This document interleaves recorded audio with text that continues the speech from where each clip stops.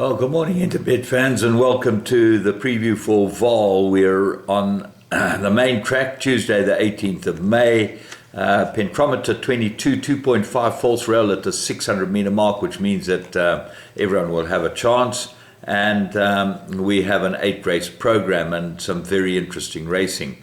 Start off with 1 o'clock, Juvenile Plate, fillies, 1,200 meters, absolute two-cornered contest. Follow Me looks like the right horse, holds Eternity Ring on the time that they met, same weight, there should be no change, and you got to believe Follow Me is the right horse. Randall Simon Stewart Pettigrew, number 2 on the card.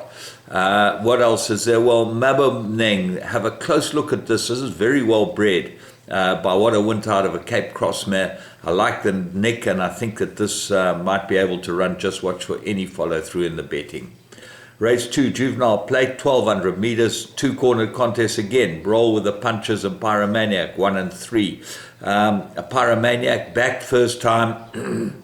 So the comment was, may need the run. Well, certainly didn't need the run and ran on really well to get up and catch Mitch Got His Wish. And Roll with the Punches has got to have a very good chance on Mitch Got His Wish. If you use him as a line horse, there's very little between these two horses. The interesting part of this race is 8 and 9. Mr. Livingston and William Robertson have both been backed in the anti-post. And they'll have to be pretty decent to be able to beat these two. I know they've got to get weight, which is going to help them.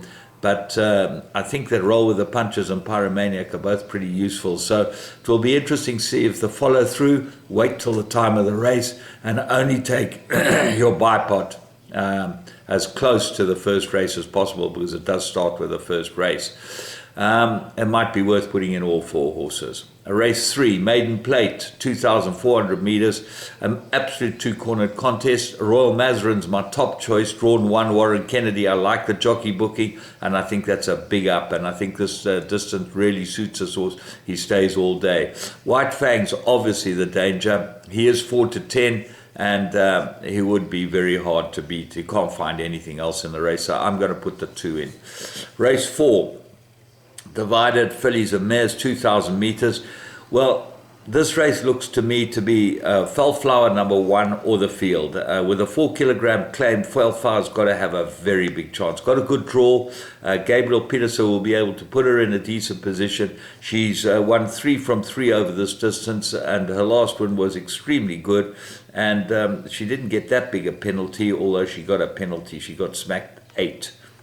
Which is quite a lot. So it will be quite interesting to see if she can carry the penalty, but she does have the best form in the race. If you start looking at the rest of them, everything's got a chance. Irish Wonder Girl, number 2, is your speed rating top, and she's got form. Drive Express looks like an improver. Franklin, you've got to ignore his last start. Traveling Wilbury, very good last win with a claimer, gets a penalty. And she's a cracker, won a small feature last time, and she's a front runner, as is Fireflower. So they both got pace. Nabila, go back 3 runs, you'll see the run to the sash was very good, and that was course and distance. Making a Scene got good form from a very strong Terry Hewitson combination. Curvation, 10 to 1, even that's got a chance. So that's why I think everything's got a chance in the race. Race 5, Divided Fillies and Mares. They go 2,000 meters. My top choice here is Sansine. I really like this filly to win this. She ran 3rd the other day, and if that hasn't taken too much out of her, she should be able to win this. Well, what are the dangers? Verocana, Joey Soma's runner, number 5, drawn a bit wide, gets to Gavea. That's a jockey who's in form and should go well. The other 2 that I think have got chances is Euphoriant, and that's number 10 on the card, gets the claimer. Course and distance, 1 from 2, 1 place. And then Pucker Up, ran on Best of All last time behind League of Her Own, and off bottom weight, she's always dangerous. Brett Weber's runner, number 14. Race 6, Merit rated 110, 1,200 meters. Well, the scratching of Rebels Champ leaves us wide open. There's 3 Vars Vicky, very good form. She's been really hit hard by the handicap of Vars Vicky, so he has at least. and he's not going to find this easy. He ran a Scottsville last time.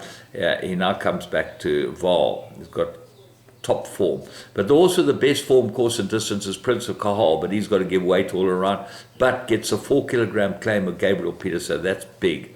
Wisteria Walks top of speed rating, I think a big runner in this race, so she goes into all my play.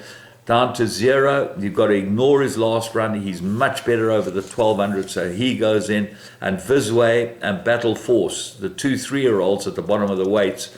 One doesn't know how good they are.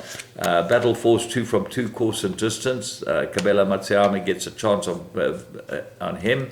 And then Visway, he's 1 from 3 course and distance. He's pretty run well, and gets Samanga Kamala, who rides him best. So all of them are going to go into the 6th race. 7th race, merit rated 90, 1600 meters. Well, I really like Stormy Winter here. I think Gabriel Peters is 1 from 1 on this horse. He's 3 from 5 course and distance. If he just finds his form, he should be able to win this. What's the dangers? 4 War Jewel, I think he's improving, and I think he'll run really well. Nordic Rebels got very good form, 3 from 8 course and distance here. And then Tight 5 and Wakas. Tight 5 second run, but unfancied first time. Took a great big drift in the bedding, and looked like he definitely needed it, but didn't run too badly at all. Wakas, always dangerous, worth shoving into bigger perms. Race 8, merit rated, handicap 74, and I'm going with number 9, Midnight Badger. He's got 2 good seconds his last 2 runs. He let us down in KwaZulu-Natal. I really thought he'd win, and he didn't run a bad race behind Walton Hall. That one well. So give him another chance. Putin's Promise, I make this a big danger. Head of the speed rating, Sherman Brown, I think, is a very good jockey booking on this horse, and I expect him to run really well. What else goes in?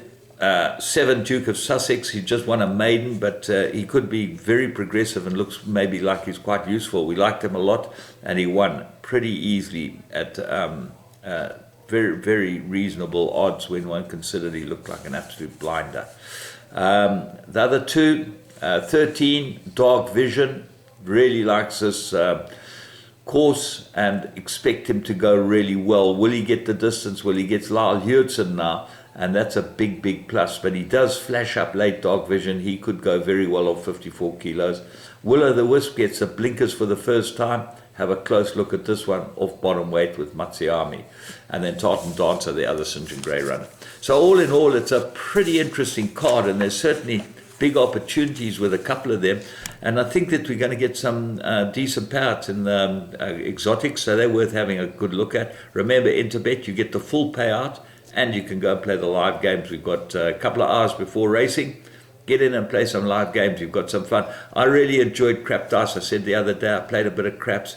It's really a great game, and it's like being on the craps table, except for the shouting and screaming. So no shoving and pushing. You can get your bets on easily, and a really good game to play. From me, James Goodman, and Interbet. Have a great day here this Tuesday.